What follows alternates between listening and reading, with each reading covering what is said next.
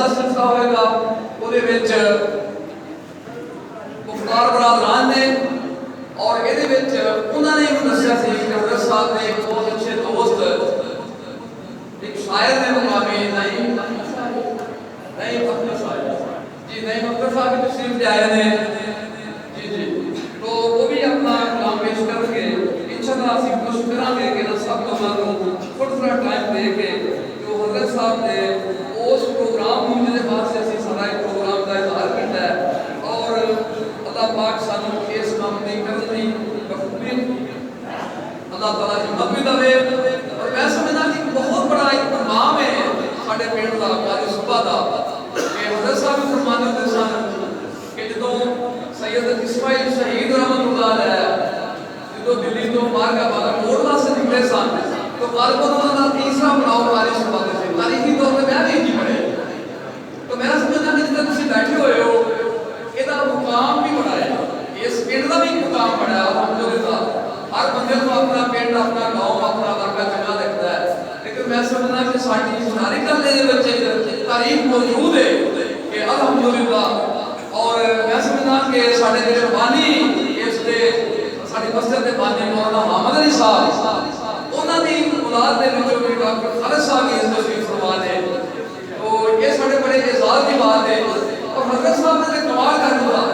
کہ 50 سال 7 مہینے اور 21 دن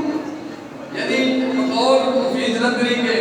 کہ یہ کوئی 2-4 برس کی بات نہیں ہے یہ 10 صدی کا قصہ ہے 2-4 برس کی بات نہیں تو مولانا نے انہوں نے جی وزڈم سی انہوں نے جی تھارائی سی گل کرنی اور معاملات فہمی اسی دنیا کا بندے سن دنیا کے معاملات انہوں نے وصول کرتے سن سمجھتے سن کہ وہ تو سارے کو صحیح کہا کے بیٹھے ہوئے تھے مطالعہ اتنا مطالعہ کہ میں بڑے ایک دن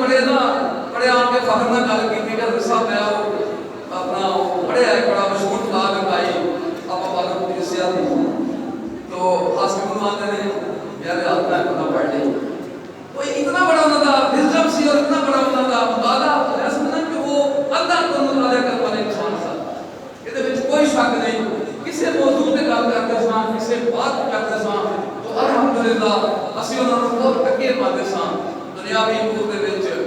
دینی امور دے وچ سیاسی امور دے وچ خانگی امور دے وچ اسی گھرانے معاملات میں شرکت کرتے سن تو الحمدللہ یہ نال ایک دوست نے حضرت صاحب کی شان دے وچ ایک نظر بھیجی ہے مینوں کہ وہ عید تے لکھی ہوئی نظر سی اجازت دو ابھی 1-2 منٹ تک کے ذرا ٹائم نہیں ملتا انشاءاللہ اس پروگرام کو کے سمجھانے ہیں وہ پروگرام کا نظم اس طرح ہے کہ عید تو پھر سے لوٹ آئے گی جو بچھڑ گئے ہیں کب لوٹیں گے عید تو پھر لوٹ آئے گی جو بچھڑ گئے ہیں کب لوٹیں گے وہ کیسے ہم سے بچھڑ گئے یہ بیٹھ کر ہم سوچیں گے وہ جن سے دل کی رونق تھی وہ کیسے ہم سے دور ہوئے وہ چاند ساجن حنیف کا چہرہ وہ آنکھوں سے کیوں دور ہوئے جب یاد ہمیں وہ آئیں گے ان کو ہم کیسے بلا پائیں گے یہ عید تو پھر سے لوٹ آئے گی جو بچھڑ گئے ہم سے وہ کب آئیں گے تو اب میں اجازت دے کر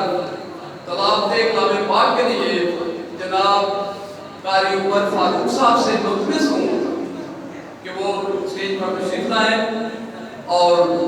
نعتیں اور نعت کلام پاک سے اس محفل کا آغاز کریں قاری عمر فاروق صاحب